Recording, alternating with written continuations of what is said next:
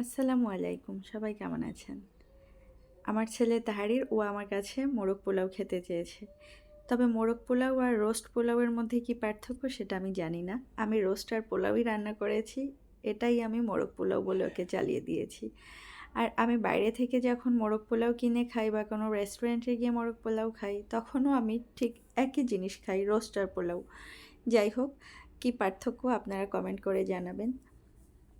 আর এই রোস্ট আর পোলাও আমি বেশ ভালোই রান্না করি, সেটা আপনারা দেখলেই বুঝবেন, ভিডিওটা দেখতে থাকেন। আমি সবসময় রোস্ট রান্না করলে যাদেরকেই খাইয়েছি তাদের কাছ থেকে অনেক প্রশংসা পেয়েছি। আর আপনারাও কমেন্ট করে বলবেন আমার রোস্ট ভালো হয় কি না।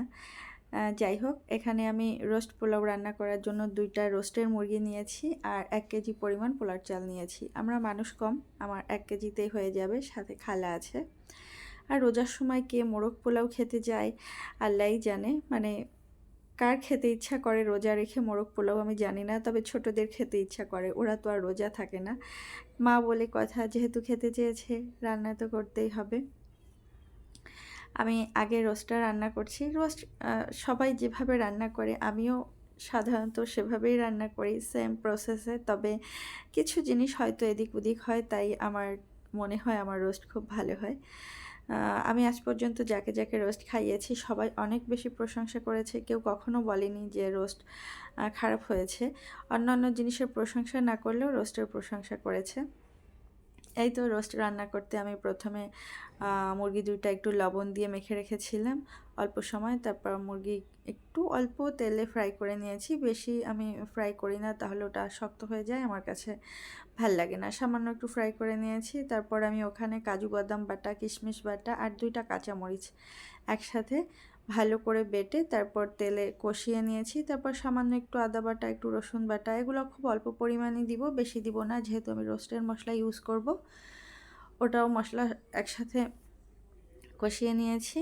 কষানোর পরে একটু টমেটো সস দিয়ে দিয়েছি। তারপর রোস্টের মশলা দিয়েছি, আমি এক্সট্রা কিছু দারচিনি এলাচও দিয়েছি। তারপর হচ্ছে গুঁড়ো দুধ দিয়েছি। অনেক সময় আমি লিকুইড দুধ ইউজ করি, অনেক সময় গুঁড়ো দুধ ইউজ করি, অনেক সময় 2টাই ইউজ করি। আজকে 2টাই ইউজ করেছি।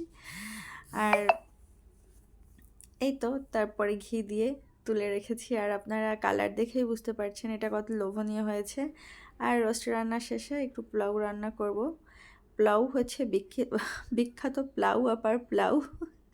হ্যাঁ, যাই হোক, পোলাওটাও আমি রান্না করছি ঠিক সবসময় যেমন রান্না করি ওরকম না। আমি ছোটোবেলায় যেমন আমার আম্মাকে দেখেছি রান্না করতে, আজকে ওই প্রসেসে রান্না করব। আমি নর্মালি যখন পোলাও রান্না করি তখন আদা রসুন বাটা ইউজ করি না, তবে আজকে করছি। আমি নিজে যেভাবে পোলাও রান্না করি সেটা হচ্ছে, আমি 2 কাপ পরিমাণ চাল নিলে 4 কাপ পানি দিয়ে চুলায় বসাই দিই। তারপর ওর ভিতরে লবণ, সামান্য চিনি, কিশমিশ, দারচিনি, এলাচ, একটু ব্রেস্তা দিয়ে দিই। পানি ফুটে আসলে চাল দিয়ে দিই, ব্যাস, ঘি দিয়ে পোলাও রান্না শেষ।